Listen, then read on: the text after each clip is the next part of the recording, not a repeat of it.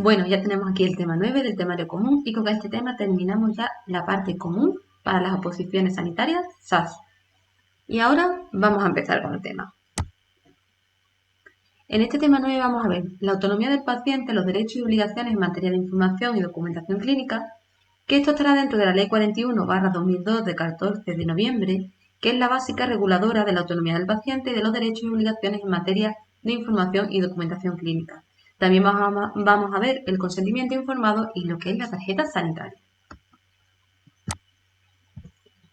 Pues la Ley 41/2002 del 14 de noviembre, básica reguladora de la autonomía del paciente y los derechos y obligaciones en materia de información y documentación, si pincháis aquí encima os va a llevar directamente a la ley, ¿vale? Todos los que tenéis acceso al campus, porque seáis miembros del canal en la opción a tu aire o a tope. Pero bueno, vamos a verlo desde aquí porque yo os he puesto en este tema las cosas que son también más importantes. El que no tenga acceso a las presentaciones, pues vais directamente a Google y la buscáis la ley y la podéis leer entera. ¿Cómo está compuesta esta ley? Pues está compuesta por 23 artículos, 6 capítulos, 6 disposiciones adicionales, una disposición transitoria y una disposición derogatoria. En los capítulos vamos a encontrar en el 1 los principios generales, en el 2 los derechos a la información sanitaria, en el 3 el derecho a la intimidad, 4 respeto a la autonomía del paciente, en el 5 la historia clínica y en el 6 el informe de alta y demás documentaciones. Pues esta ley es la normativa básica y regula los derechos y obligaciones del paciente, los centros públicos y privados, y es de aplicación en todo el Estado español. Vamos a ver los principios básicos. Pues los principios básicos de esta ley son la dignidad de la persona, el respeto a la autonomía de su voluntad y su intimidad. Orientarán toda la actividad encaminada a obtener, utilizar, archivar, custodiar y transmitir la información y la documentación clínica. Eso lo del apartado 1. En el 2 vemos que toda actuación en sanidad requiere el previo consentimiento de los pacientes o de los usuarios. El consentimiento se hará por escrito. Tiene derecho a decidir libremente después de recibir la información adecuada entre las opciones clínicas que estén disponibles y también tenemos derecho como pacientes a negarnos al tratamiento, excepto en algunos casos que determina la ley. Su negativa al tratamiento constará siempre por escrito, o sea, si me niego al tratamiento, tengo que hacerlo por escrito. Los pacientes o los usuarios tienen el deber de facilitar los datos sobre su estado físico o sobre su salud, así como el de colaborar en su obtención, especialmente cuando sean necesarios para razones de interés público o con motivo de asistencia sanitaria.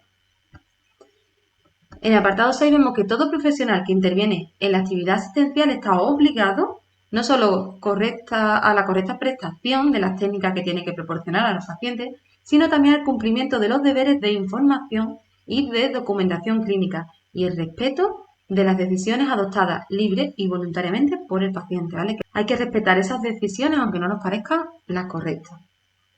En el apartado 7 dice que la persona que elabore o tenga acceso a la información y a la documentación clínica está obligada a guardar la reserva de vida, o sea, está obligada a mantener el derecho de intimidad, ¿vale? A no revelar la información de ese expediente o de ese informe clínico.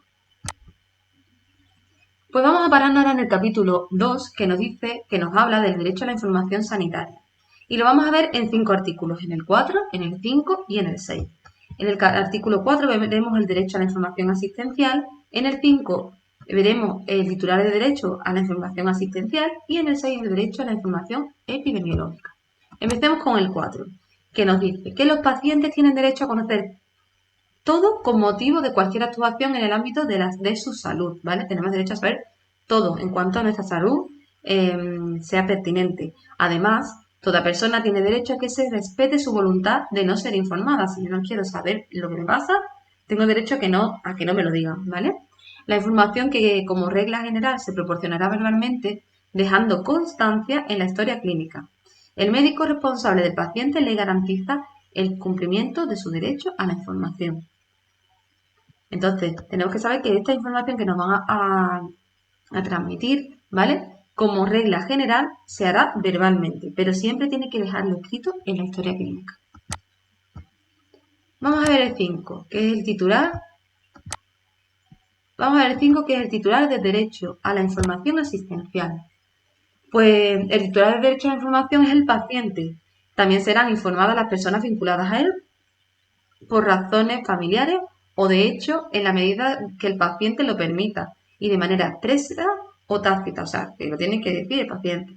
El paciente será informado incluso en caso de incapacidad del modo adecuado para que lo pueda entender, ¿vale? A sus posibilidades de comprensión, cumpliendo con el deber de informar también a su representante legal. Cuando el paciente, según el criterio del médico que le asiste, carezca de capacidad para entender la información, ya bien por su estado físico o psíquico, la información se pondrá en conocimiento de la persona que esté vinculada a él, por razones familiares o de hecho. En el apartado 4 nos dice que el derecho a la información sanitaria de los pacientes puede limitarse por la existencia acreditada de un estado de necesidad terapéutica. Se entenderá por necesidad terapéutica la facultad del médico para actuar profesionalmente sin informar antes al paciente. O sea, si piensa que lo necesita ya, ¿vale? Podrá hacerlo antes de informarle, cuando por razones objetivas el conocimiento de su propia situación pueda perjudicar su salud de manera grave. Llegando este caso, el médico dejará constancia razonada en la historia clínica y comunicará su decisión a las personas que estén vinculadas al paciente. No lo puede hacer así porque sí, ¿vale? Y ahora vamos a ver el derecho a la información epidemiológica. Pues todos los ciudadanos tenemos el derecho a conocer los problemas sanitarios de la colectividad cuando implique un riesgo para la salud pública o para la salud individual. Y también tenemos el derecho de que esta información se difunda en términos verdaderos, comprensibles y adecuados para una buena protección de la salud de acuerdo con lo establecido en la ley. Esto es lo que tendríamos que saber más o menos del capítulo 2. En el capítulo 3, que veremos el derecho a la intimidad, nos dice que toda persona tiene derecho a que se respete el carácter confidencial de sus datos referentes a su salud. Estamos hablando, ¿vale? Todo en relación a la salud. Y que nadie pueda acceder a ellos sin previa autorización amparada por la ley. También nos dice en el capítulo 3 que los centros sanitarios adoptarán las medidas oportunas para garantizar los derechos a que se refiere el apartado anterior que acabamos de ver. Y elaborarán también, cuando proceda, las normas y los procedimientos protocolizados que garanticen el acceso legal a los datos del paciente. ¿Vale? Cada centro sanitario tendrá unas medidas para que nuestros datos tengan la intimidad que requieren. Y el centro se encargará de garantizar unos protocolos que nos puedan llevar hasta poder nosotros acceder de una manera legal a nuestros datos. En el capítulo 4, respecto a la autonomía del paciente, vamos a ver 5 artículos que nos hablan de ella, ¿vale? Vamos a empezar por el 8, que dice el consentimiento informado, aunque esto lo vamos a ver en un apartado posterior, ya aquí os va a ir sonando. Pues toda actuación en el ámbito de la salud de un paciente necesita consentimiento libre y voluntario del afectado una vez que reciba la información y haya valorado las opciones propias del caso. Este consentimiento será verbal, por regla general, sin embargo se prestará por escrito. En los casos siguientes, una intervención quirúrgica, los procedimientos diagnósticos y terapéuticos invasores y en general en la aplicación de procedimientos que suponen riesgos o inconvenientes de notoria y previsible repercusión negativa sobre la salud del paciente. Siempre que pueda haber algún tipo de perjuicio para el paciente, siempre se habrá informado verbalmente y por escrito y lo firmaremos por escrito, este consentimiento. El consentimiento escrito del paciente será necesario para cada una de las actuaciones específicas en el punto que hemos visto aquí arriba, dejando a salvo la posibilidad de incorporar anexos y otros datos de carácter general y tendrá información suficiente sobre el procedimiento de aplicación y sobre su riesgo. Todo paciente o usuario tiene derecho a ser advertido sobre la posibilidad de utilizar los procedimientos de pronóstico, diagnóstico y terapéutico que se apliquen en un proyecto docente o de investigación, que en ningún caso podrá comportar riesgo adicional para la salud. Esto es lo que nos quiere decir que si nos vamos a ver inmersos en un proyecto docente o de investigación, tenemos que estar informados. Siempre, claro, se hará cuando no tenga riesgo para la salud. El paciente puede revocar libremente por escrito su consentimiento en cualquier momento. Importante, ¿vale? Creo que esto salió en alguna pregunta, no sé si del año pasado o del anterior. En el artículo 9 veremos los límites del consentimiento informado, hasta dónde pueden informarnos, ¿no? O deben informarnos. Y el consentimiento por representación. Pues el paciente tiene derecho a no ser informado también, ¿eh?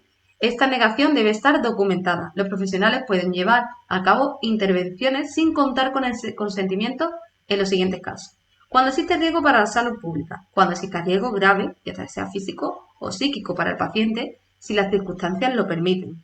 Serán las personas vinculadas a él quienes autoricen la realización de dicho procedimiento.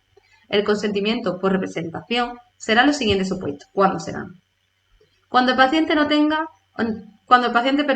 pueda tomar decisiones por él mismo, esté incapacitado legalmente o sea menor de edad, en este caso será el tutor legal el responsable de firmar. Para los menores que no estén incapacitados pero estén emancipados o con 16 años, no precisan de consentimiento por representación, a no ser que exista un riesgo tal y como se ha explicado en el apartado anterior. En el artículo 10 tenemos las condiciones de la información y el consentimiento por escrito.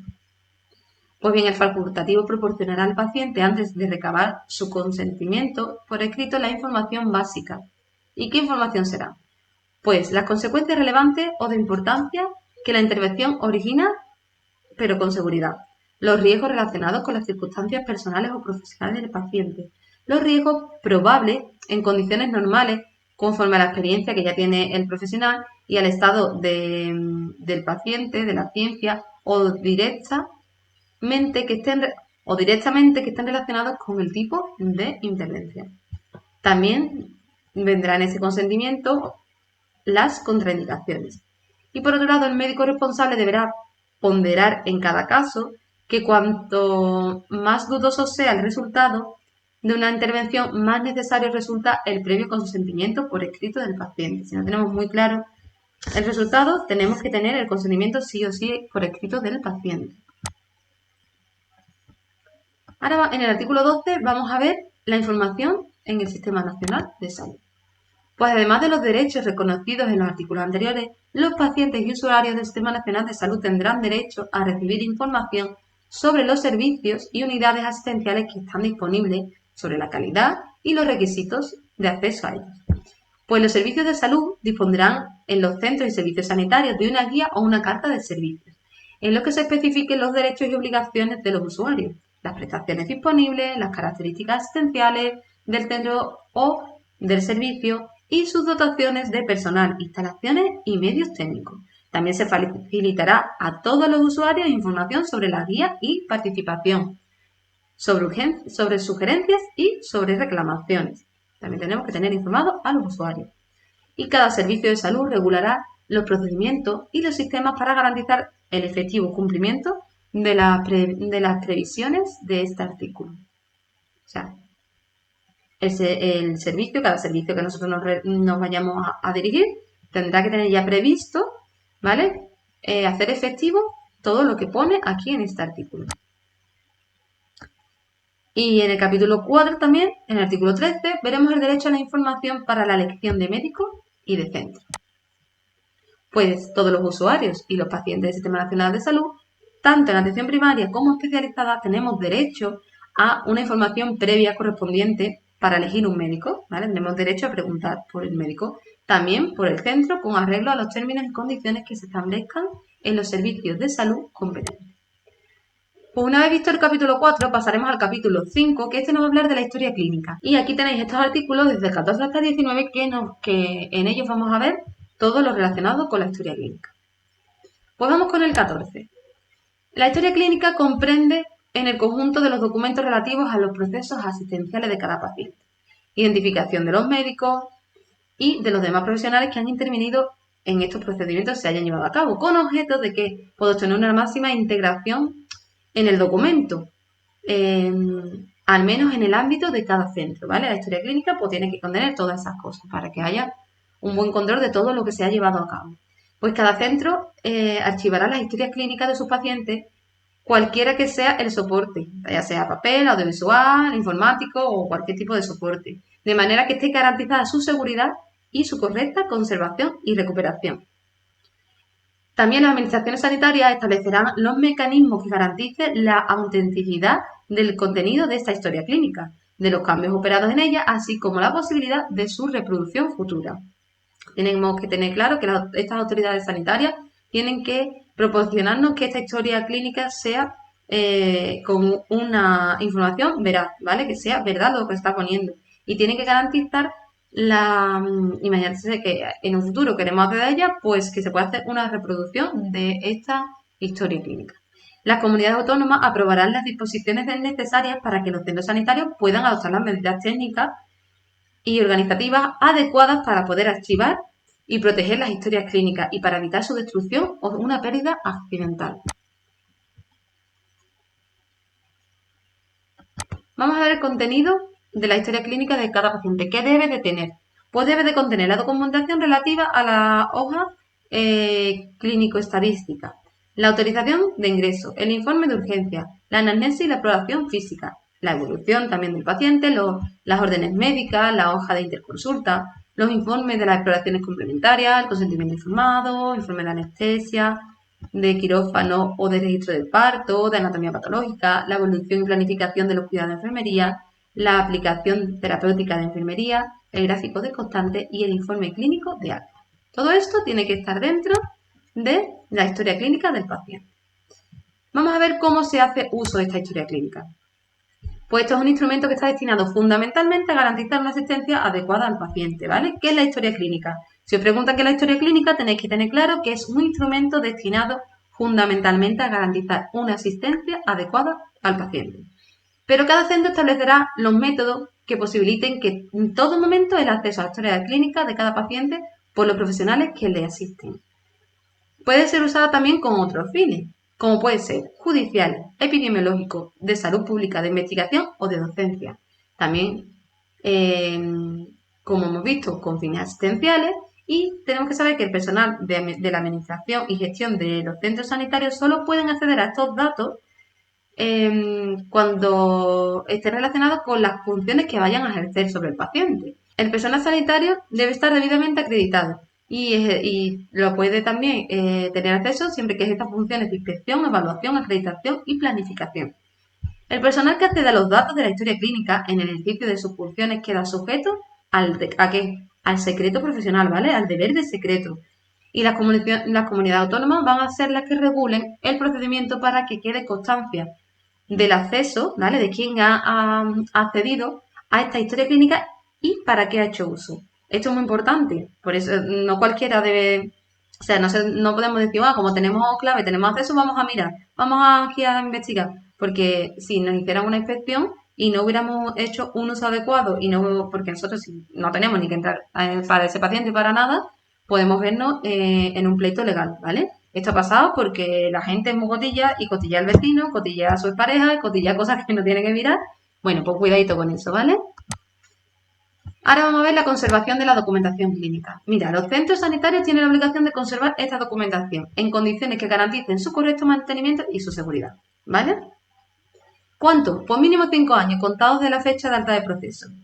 No obstante, los datos de historia clínica relacionados con el nacimiento del paciente, las pruebas biométricas, las médicas o analíticas que en su caso resulten necesarias para determinar el vínculo de filiación con la madre, estas no se van a destruir. También tenemos que saber que se conservará a efectos judiciales según la ley y por cuestiones epidemiológicas y de investigación también se conserva este tipo de historias clínicas. Y ahora vamos a ver cuáles son los derechos relacionados con la custodia de la historia clínica. Pues el paciente tiene derecho a que los centros sanitarios establezcan un mecanismo de custodia activa y diligente de la historia clínica. Esta custodia permitirá que la recogida, la integración, la recuperación y la comunicación de información sometida a los principios de confidencialidad, siempre con los arreglos a lo establecido en el artículo de esta ley que estamos viendo ahora. Exactamente en el artículo 16 que lo acabamos de ver. El uso de historia clínica. Vamos a ver ahora entonces lo que es el consentimiento informado. Hemos estado viendo ya algunas cositas por escrito, verbal y demás, ¿verdad?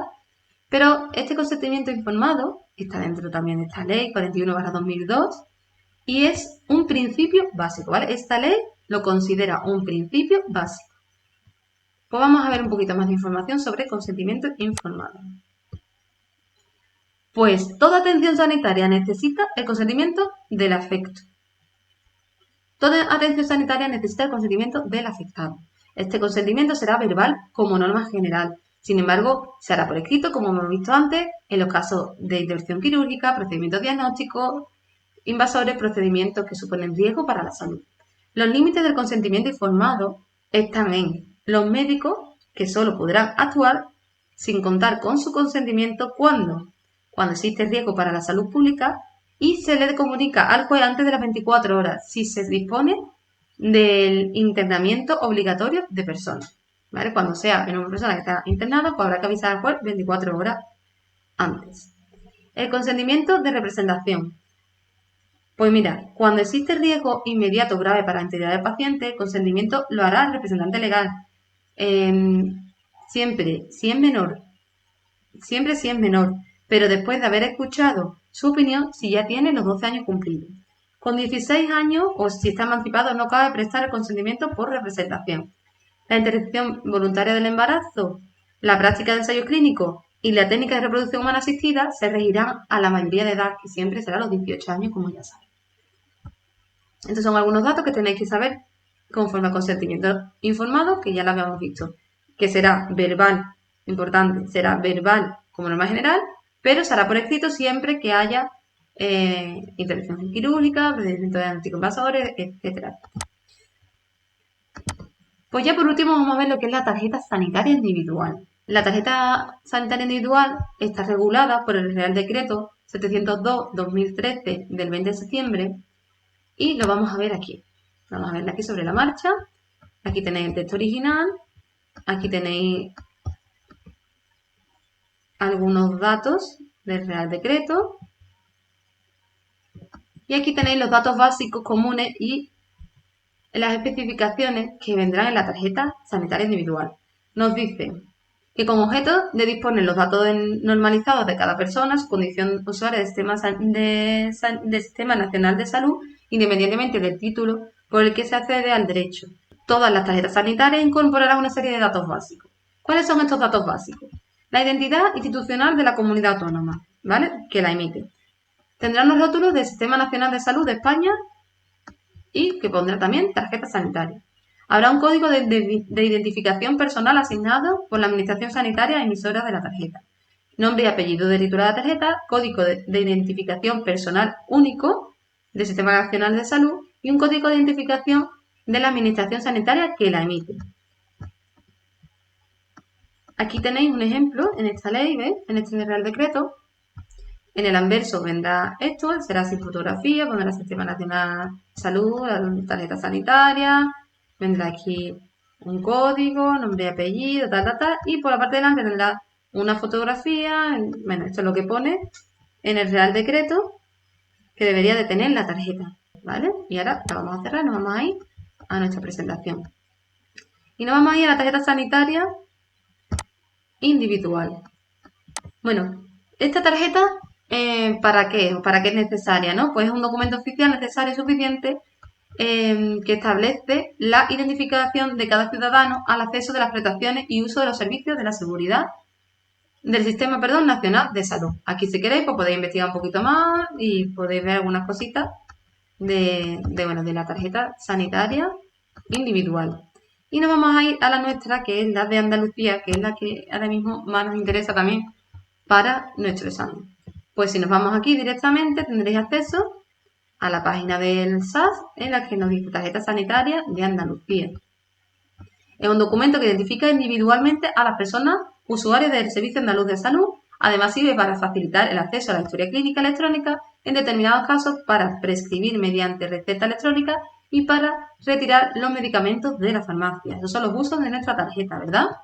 Para disponer de esta tarjeta es necesario cumplir las siguientes condiciones. Tener residencia habitual en Andalucía. Contar con la cobertura sanitaria pública reconocida en el Instituto Nacional de la Seguridad Social, que es la que hemos visto antes, la tarjeta sanitaria individual, ¿vale? Tenemos que tener nuestro número y demás. Contar con cobertura sanitaria pública. Estar de alta en la base de datos del Sistema Nacional de Salud. Y para mayores de 14 años tener documento nacional de identidad o tener un número de identificación de extranjero para residentes que sean extranjeros. ¿Cómo tenemos esta tarjeta sanitaria? ¿Cómo es nuestra asignación inicial en el centro? Bueno, pues para solicitar la tarjeta por primera vez, tenemos que registrarnos en la base de datos de personas usuarias, en la base de datos de usuarios, en el BDU. Y el acta o conciliación en el régimen de la base de datos del Sistema Nacional de Salud. En este caso es necesario presentar este modelo de solicitud que si pinchamos aquí podemos acceder a él y lo tenemos que presentar ahí en un centro de atención primaria, que ahí será donde nos van a gestionar nuestra tarjeta sanitaria por primera vez. ¿Qué tenemos que presentar? El DNI del titular, el DNI de persona beneficiaria, para mayores de 14 años y libre familia, si hay algún beneficiario menor de edad, también, y acreditación de la residencia en Andalucía con un certificado de empadronamiento. Una vez que solicitemos la tarjeta, se nos asignará un centro de atención primaria y un profesional de medicina familiar o pediatría, ¿vale? Ya sea dependiendo de la edad. ¿Cómo se solicita la tarjeta para un recién nacido? Pues cuando nazca el bebé, una vez que el nacimiento se produce en el Hospital de Andalucía, los datos de recién nacido se registran en el aplicativo Rupina y se cargan directamente en el BDU, la base de datos del usuario. A partir de ese momento, se le asigna de forma automática a un pediatra y un centro de atención primaria. En el registro del BDU deben ser completados y validados con los datos de aseguramiento, así como dados de alta a la base de datos del Sistema Nacional de Salud, ¿vale? Habrá que ir a la Tesorería Nacional de la Seguridad Social, como hemos visto con la tarjeta roja, dar de alta al menor allí, y para eso es necesario que les reconozca la condición de beneficiario del padre o de la madre, ¿vale? Se pondrá a cargo ya del padre o de la madre. Este trámite se puede realizar también por internet sin necesidad de tener el certificado electrónico en la sede electrónica de la Seguridad Social, o bien cogiendo cita previa y nos dirigimos a cualquier institución de la Seguridad Social. Una vez que tenemos esas gestiones, pues será necesario acudir al centro de atención primaria y presentar el modelo de solicitud que tenemos aquí. Si le pinchamos aquí, lo vamos a ver el modelo de solicitud, lo voy a enseñar. Este modelo de solicitud tendrás que presentarlo, ¿ves?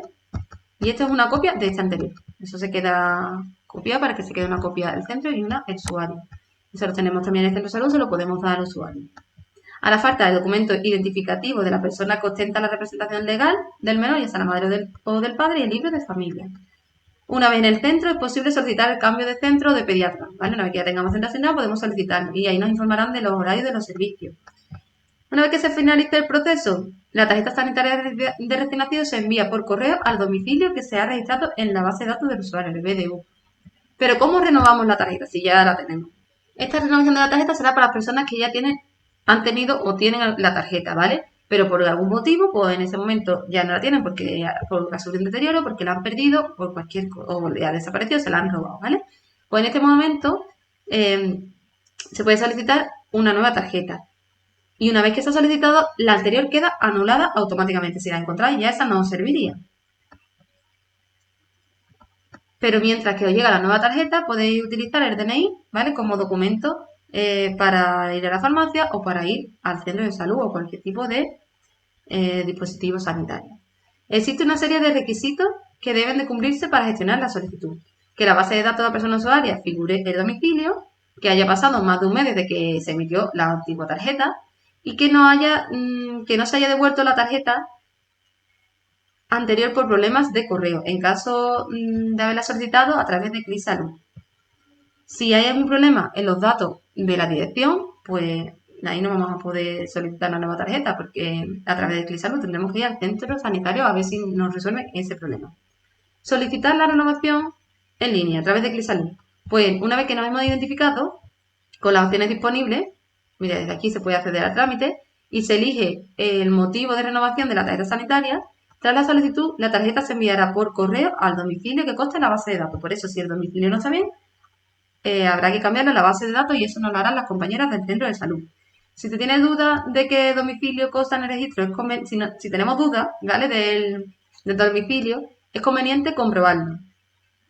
Si tiene el certificado digital o la clave el DNI con clave, se puede revisar y actualizar en línea el domicilio a través de ClíSalud, en la opción de datos personales. Vamos a abrirlo para que lo veáis también. Aquí es que ClíSalud nos da muchas opciones. Le podemos entrar con certificado digital y ahí podemos hacer el cambio de datos. Y aparte de hacerlo en línea, pues también lo podemos hacer en los centros de salud.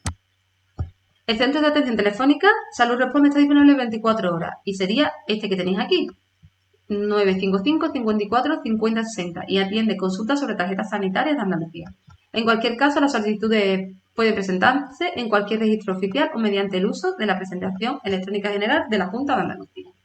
Bueno, pues esto es lo que tenéis que saber en cuanto también a la tarjeta sanitaria individual.